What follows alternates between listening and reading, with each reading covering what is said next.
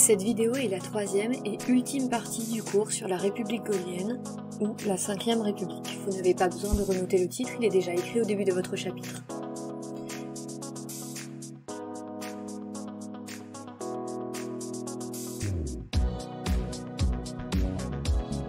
Pour récapituler, en 1995, François Mitterrand est âgé et atteint d'un cancer. Aussi, il ne se représente pas pour un troisième mandat. C'est Lionel Jospin qui représentera le Parti socialiste à cette élection présidentielle. Jacques Chirac et Édouard Balladur, les deux anciens premiers ministres de droite de Mitterrand durant les deux cohabitations qu'il a connues, se présentent l'un contre l'autre. C'est Jacques Chirac qui va parvenir au deuxième tour. Édouard Balladur n'est pas qualifié. Jacques Chirac sera opposé à Lionel Jospin. Et c'est Jacques Chirac qui va remporter les élections. Il est donc élu pour 7 ans. Il devient le 5e président de la 5e République. Son premier mandat s'étend de 1995 à 2002. Et une des décisions qui sont prises et dont nous avons déjà parlé en enseignement moral et civique, c'est la fin du service militaire. Dans un premier temps, Chirac a l'Assemblée nationale avec lui et il nomme un premier ministre de droite, Alain Juppé, qui doit appliquer le programme de Jacques Chirac. L'Assemblée nationale, qui avait été élue en 1993, est majoritairement de droite. Cependant, Jacques Chirac et ses conseillers décident de dissoudre l'Assemblée nationale pour réorganiser des élections en 1997, un an avant les élections qui auraient dû se tenir. L'objectif de Jacques Chirac, c'est d'avoir encore plus de députés à l'Assemblée nationale qui soient de droite, mais surtout des députés de droite qui lui sont fidèles. Ceux qui ont été élus en 1993 sont réputés être fidèles à son concurrent de droite aux élections précédentes, Édouard Balladur. La décision de dissoudre l'Assemblée en 97, une année du coup avant la fin normale de la législature, s'apparente pour beaucoup à ce moment-là à une dissolution pour convenance personnelle. En effet, Jacques Chirac n'a pas besoin de dissoudre l'Assemblée puisqu'elle est déjà de sa couleur politique. Et c'est un sacré pari de la part de Jacques Chirac, il dispose déjà de la majorité et il peut perdre beaucoup. Et effectivement, c'est ce qui va se passer. Les élections de 1997 amènent une majorité de gauche à l'Assemblée nationale, qui va donc amener à la nomination d'un Premier ministre de gauche, Lionel Jospin, tandis que Jacques Chirac reste en fonction.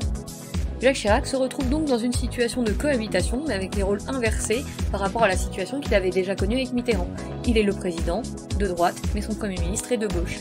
Les lois qui seront donc votées à la suite seront des lois de gauche, comme la loi sur les 35 heures hebdomadaires de travail, qu'on appelle aussi loi Aubry, la loi sur le Pacs, sur laquelle je vais m'attarder quelques instants. Dans les années 90, le mariage entre deux personnes de même sexe est interdit. Pourtant, les couples de personnes de même sexe existent. L'opinion publique et les députés ne sont pas prêts à modifier en profondeur la loi sur le mariage et donc du coup on va créer une autre forme de contrat, le mariage est un contrat, et ce nouveau contrat s'appelle le Pacs et le Pacs peut avoir lieu soit entre deux personnes de sexe différent, soit entre deux personnes de même sexe. Il a pour objectif de reconnaître légalement l'union entre deux personnes et permet de faciliter certaines démarches administratives.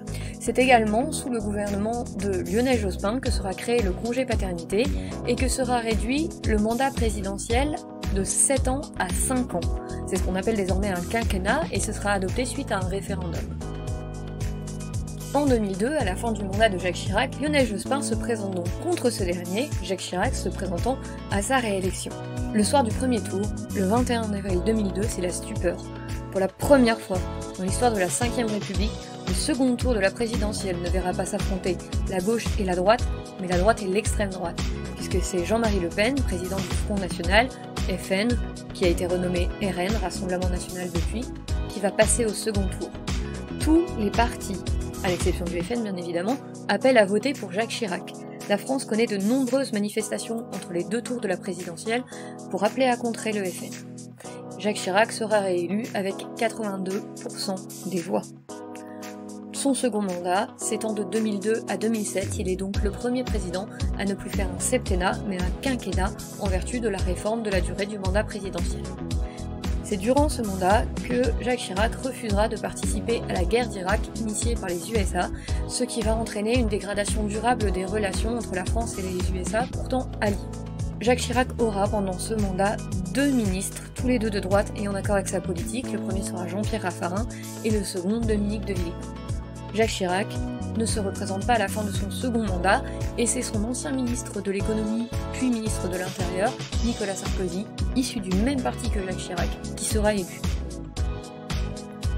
Depuis 2007, la France a connu 3 présidents, donc Nicolas Sarkozy de droite entre 2007 et 2012, François Hollande de gauche de 2012 à 2017 et Emmanuel Macron de centre-droit élu en 2017 pour un mandat qui court jusqu'en 2022. Il n'y a plus eu de cohabitation depuis celle entre Jacques Chirac et Lionel Jospin. Ce chapitre est maintenant terminé et vous recevrez sous peu dans Pronote un quiz qui vous servira d'évaluation pour ce chapitre.